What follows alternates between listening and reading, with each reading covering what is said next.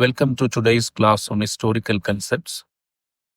Today we will discuss on an important policy that played a significant role in British control over India, the Subsidiary Alliance System. Let me ask you a question. When India became independent in 1947, there were 565 princely states ruled by local Rajas and Nawabs. They were under the indirect control of the British. Did you ever wonder how these states survived despite the British East India Company's aggressive expansionist policies and military dominance? In this video, we will explore how the Subsidiary Alliance System helped these princely states to maintain their existence while being under the British suzerainty. Let us rewind to 1600 AD, when British East India Company was established. It was not an ordinary company. It had monopoly rights to trade with East and could maintain its own army, conquer territories, form alliances with the foreign powers, establish forts, and mint coins. The company arrived in India during the period of the Emperor Jahangir. They set up their first warehouse or factory in Surat in 1613. By the end of the 17th century, the company had major trading posts in Madras, Bombay, and Calcutta. As the British grew stronger, they faced competition from French East India Company. In the 18th century, Governor Dupleix of the French Company began interfering in the local succession conflicts, especially in the southern Indian states of Arcot and Hyderabad. He provided military support and advice, which led him to become the unofficial ruler of the Carnatic region. This model of political interference and military alliance was a precursor of the Subsidiary Alliance, which the British adopted. Political interference for the Allies was one of the reasons that amplified Anglo-French rivalry in India during the Carnatic War, along with the confrontation between the two powers in Europe. The victory in the Carnatic War through the alliances with the local rulers helped the British to gain control over the southern India and to establish their trading monopoly in the southern India. This also exposed the weakness of the Indian armies in comparison with the European forces, which also helped them to build confidence in the British East India Company to confront the local rulers.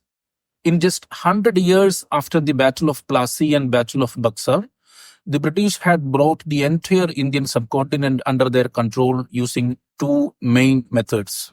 Number one, the military conquest. The British defeated powerful Indian states like Mysore, Marathas, and the Sikhs through the direct military campaigns. Number two, diplomacy and alliances.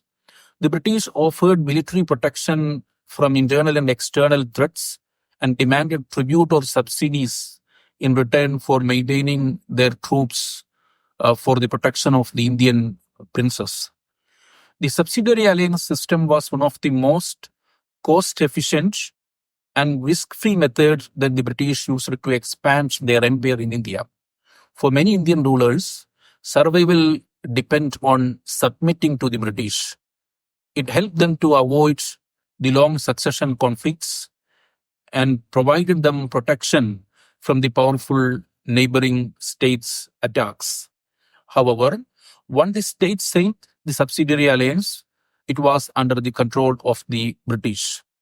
While the Subsidiary Alliance System had been used in the different forms earlier, it became a formal policy under the Lord Wellesley between 1798 and 1805. Wellesley and his advisors created first coherent imperial policy in British India, cementing the foundation of British control over India. Let us talk about the Subsidiary Alliance System. Imagine that you are an Indian king in the 18th century. Lord Wellesley give you a deal that sounds helpful, but is it really? Let's find out. First, you have to give up your army. Yes, no more soldiers under your commands. Instead, British troops would be stationed in your territory. This made you completely dependent on them for defense. Next, you have to pay for the British troops in your states. And if you could not pay, the British would take part of your territory instead. Doesn't it sound like much of a choice? Does it? In return, the British promised to protect you from outside attacks or the rebellion within your own state. But this protection often came with conditions that were not in your favor. You were not allowed to make alliances with the other foreign countries. Plus, you could not hire non-British advisors, especially the French. If you already had foreign officers in your service, they had to leave. The British would also place a resident, a representative of governments, in your courts. This person would watch everything you did and often influence your decisions. By signing the alliance, you would lose control over your army and foreign policies. In reality, you would become a puppet ruler, with British controlling your states. What did this mean for Indian rulers? For Indian rulers, the system was a trap. While it protected them from immediate threats, it stripped them of their power. For the British, it was a clever strategy to expand their empire. Now let us look how the subsidiary alliance developed over time. It did not all happen at once. It evolved through 4 key stages. Here how it worked. At first, British offered their troops to friendly Indian states to help them fight their wars. It looked like a friendly gesture, but there were more to it. Next, the British joined forces with the Indian rulers' army and fought wars together. This made the state dependent on the British military power. Now came a shift. The British stopped asking for the soldiers and started asking for money. They promised to train and maintain a fixed number of the soldiers under British officers. The soldiers would protect the rule and defend against attack. Indian rulers have to disband their troops. Finally, things look a tougher turn. The British set a high fee for their services. If the ruler wouldn't pay, they had to give up the parts of their territory instead.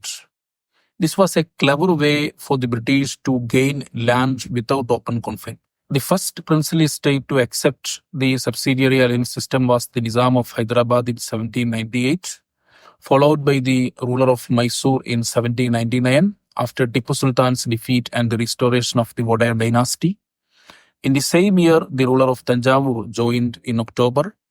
In 1801, the Nawab of Oudh and the Peshwa reluctantly accepted the alliance.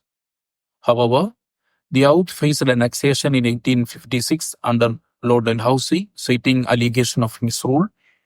The policy continued to expand British dominance in Indian subcontinent. The Bonsle Raja of the Berar, he signed the treaty in 1803, followed by the Scindia family in 1804. By 1818, key Rajput states like Jodhpur, Jaipur, and Bharatpur had also capitulated. The Holkars of the Indore was the last of the Maratha Confederacy, signed the treaty in the year 1818. Let us look how the subsidiary alliance system changed India and helped the British to tighten their grip over India. The British found a smart way to expand their empire without fighting big wars. If Indian ruler could not afford to pay the British troops, they had to hand over their territories. This happened repeatedly. The Hyderabad and Oudh are classical cases, making the British richer and richer in territory and power. The alliance was not just political. It gave British exceptional trade privileges, tax concessions, and access to the resources. This helped them to control India's economy and strengthen their monopoly. The British ruled with a minimal risk. Indian rulers paid for their troops, and in return, the British maintained control. This indirect rule became a model for their colonies, not only in India, but throughout Asia and Africa. By 1820, the British had one of the largest standing armies in the world, funded by the Indian rulers through the Subsidiary Alliance System. Their armies, combined by 3 presidency armies and the subsidiary contingents, made them unstoppable. For the Indian rulers, the alliance seems like protection. No more invasion or the war of succession. However, it came at a cost. They lost their independence and sovereignty. No forming alliances, no signing treaties, no hiring European advisors unless approved by the British. A British resident sat in their courts, watching their every movement. As people said at that time, a whisper in the residency could cause thunder in the palace. The consequences of this policy on Indian society was severe. Rulers had to disband their armies, leaving thousands of people, thousands of soldiers jobless. They joined wandering gangs. Heavy taxes were imposed on the peasants to pay the subsidy. It caused for the widespread sufferings and the unrest of the common masses. For the British, this was a masterstroke.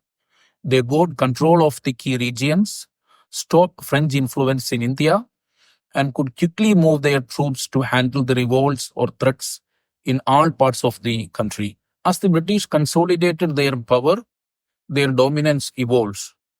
They didn't stop with the subsidiary alliance system. 2 new policies took their control to another level. Number 1, paramountcy. The British under the Lord Hastings declared themselves as the ultimate authority in India. This policy ensured that no Indian ruler could challenge the British supremacy, allowing the British to intervene in their affairs whenever necessary. Number 2, the doctrine of lapse, introduced by Lord Dalhousie. In this policy stated that if Indian ruler died without a male heir, their kingdom did not pass to their family. It was annexed by the British instead. This led to the annexation of the several states, expanding the British control. By the mid-19th century, India was essentially divided into 2 parts. British India, territories directly ruled by the British, princely states ruled by the Indian princes but under the indirect control of the British Raj. This marked a new era of the British domination, where they tightened their hold while giving Indian rulers an illusion of autonomy. In short, the subsidiary alliance, paramountcy, and doctrine of lapse were clever strategies by the British to expand their control without constant wars. Indian rulers kept their titles but lost their independence. So were these strategies brilliant or deceptive? Think about it and share your thoughts as comments. Thank you for joining me in this historical journey. Until next time, keep exploring the past. It helps us to understand the present.